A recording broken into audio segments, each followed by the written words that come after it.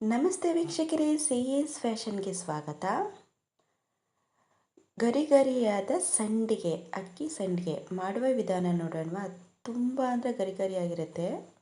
ಒಂದು ಕುಕ್ಕರಲ್ಲಿ ನೀರು ಇಟ್ಕೊಂಡಿರ್ತೀನಿ. ನೀರು ಮಳ್ಳುವಾಗ ರುಚಿಗೆ ತಕ್ಕಷ್ಟು ಉಪ್ಪು. ಈಗ ನಾವು ಅಕ್ಕಿ ಹಸಿಟ್ಟನ್ನ ಹಾಕ್ಕೊಳ್ಳೋಣ.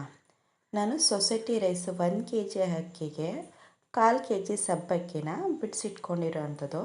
ಹಿಟ್ಟು ಹಾಕಾದ್ಮೇಲೆ ಹಸಿಟ್ಟನ್ನ ಒಂದು 5 ನಿಮಿಷ ಈ ಥರ ನೋಡಿ, ನೊರೆ ಎಲ್ಲ ಬರೋ ತನಕ ಚೆನ್ನಾಗಿ ಬೇಯಿಸ್ಕೋಬೇಕು.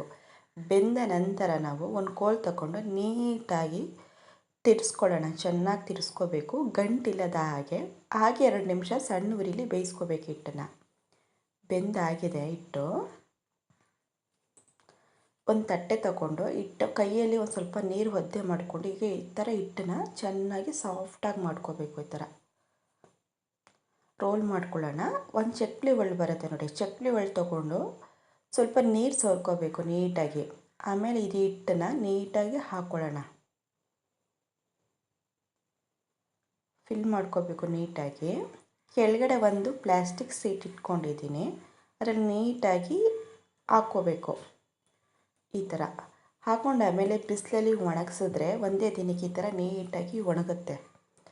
ಒಣಗಿದ ನಂತರ ಇದನ್ನು ನಾವು ಬಿಸಿ ಬಿಸಿ ಎಣ್ಣೆಯಲ್ಲಿ ಕರಿಬೇಕು.